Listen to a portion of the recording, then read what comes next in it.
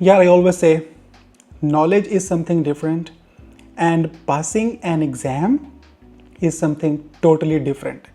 ये दो चीज़ें हैं, इनको जब आप एक बाउंड्री से अलहदा कर दोगे ना, आपकी लाइफ बहुत इजी हो जाएगी। मैं आपको एग्जांपल देता हूँ।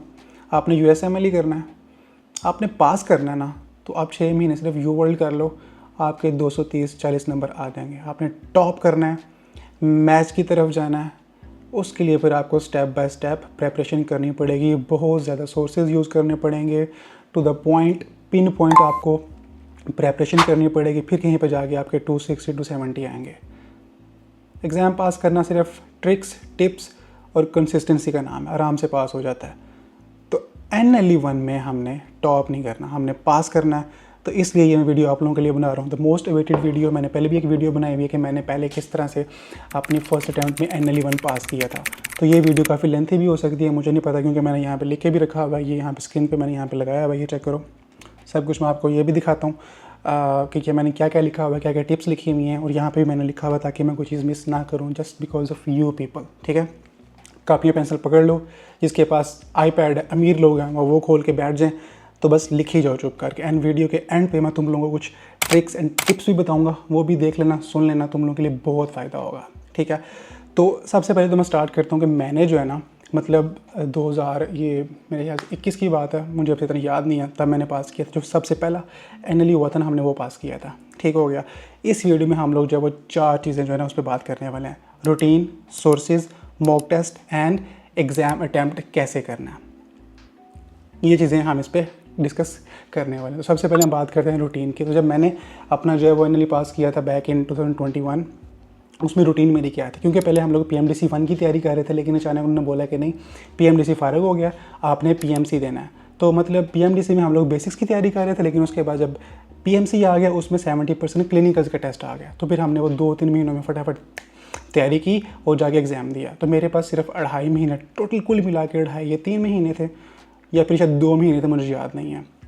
तो फिर 2 महीने में मेरी रूटीन क्या थी, मैंने क्या किया जनाब, मैंने जो रूल ऑफ 8 है ना, वो अप्लाई किया। ठीक है, 8 8 8 8 hours study, 8 hours sleeping and 8 hours जो मेरे बाकी काम थे, नमाज़ पढ़ ली, घर के छोटे मोटे काम कर लिए, इधर चले गए उधर चले गए, अपने आप को फ्रेश कर लिया।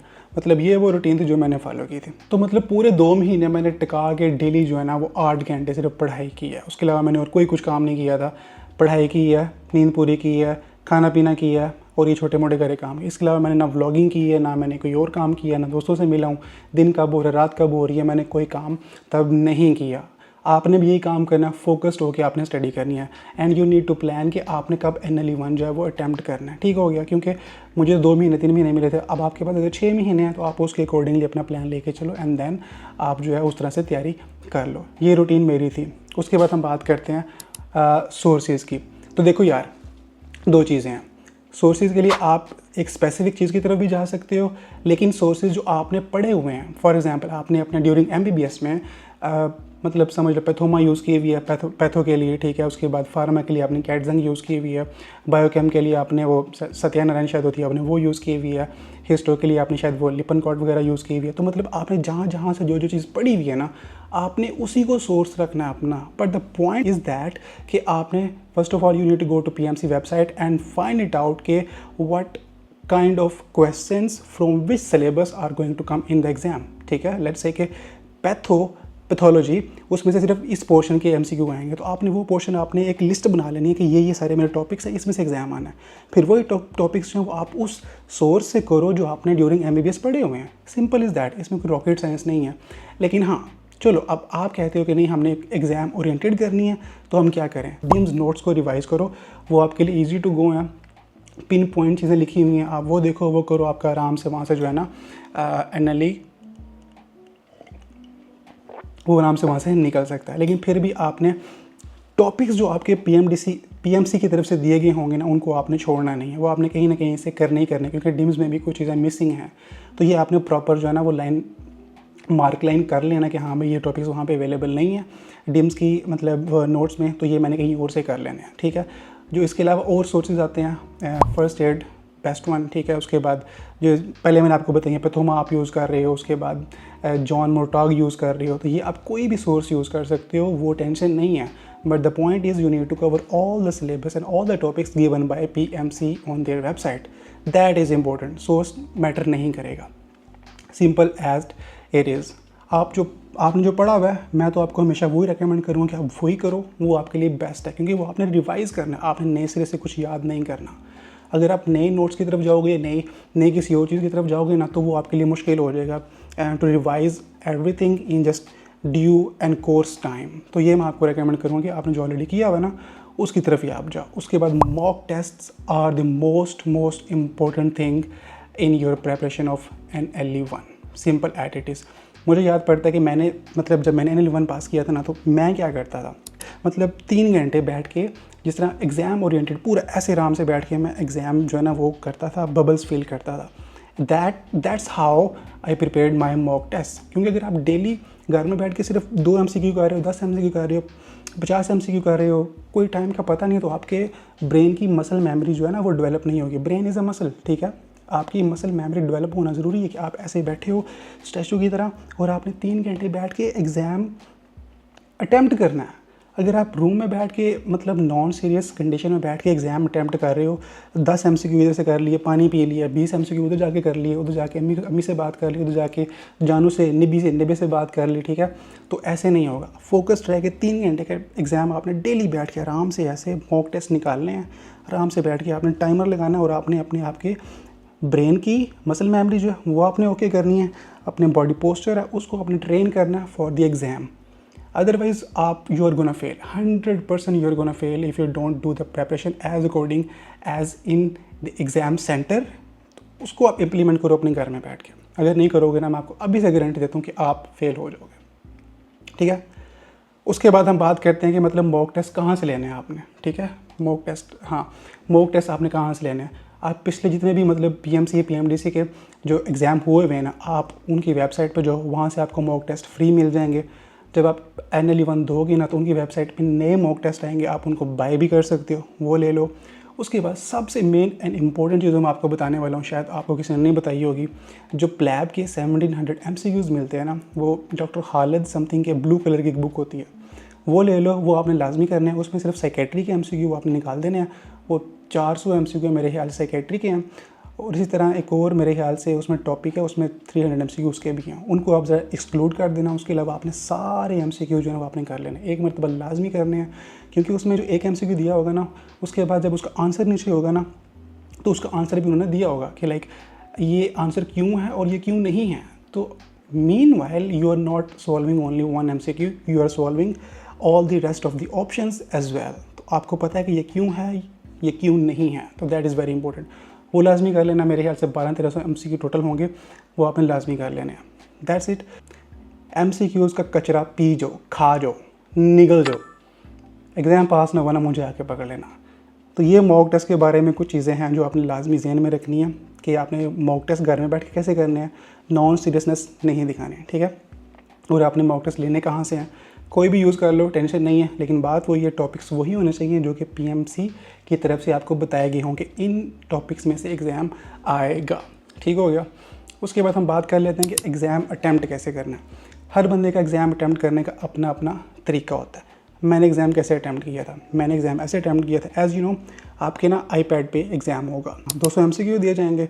आप उस शफल कर सकते हो, ठीक है. एक से हॉप करके आप 200 पे भी जा सकते हो, 200 से आप हॉप करके वापस कहीं पे भी आ सकते हो. किसी भी नंबर पे आप आगे पीछे जाके ना एग्ज़ाम के जो MCQ होंगे उसको आंसर भी चेंज कर सकते हो, उसको अनमार्क भी कर सकते हो, मार्क भी कर सकते हो, ओके भी कर सकते हो और ख़त्म भी कर सकते हो. ये आपके पास थ्रू आउट होल एग्ज़ाम आपके पास ऑप्शन होगी कि you can change your answer. ये एक सिंपल सी बात है.